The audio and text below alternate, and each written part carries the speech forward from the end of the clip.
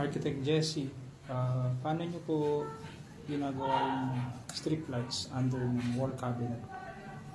Yan, kagaya ng ginawa ng project dito. Like this one.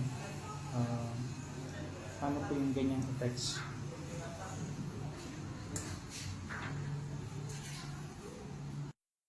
Yan, so bali ito yung itsura niya sa under ng wall cabinet. So yan, meron tayong switch dyan, meron tayong driver, yan, power supply.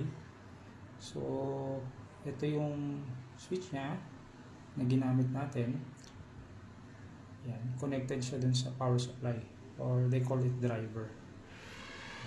So on mo siya, yan. Yan, so bali ito yung connection niya. Madali lang naman. Yung switch, may sarili siyang connection dito sa power supply. Tapos yung supply ng kuryente niyo, may connection siya dun sa power supply.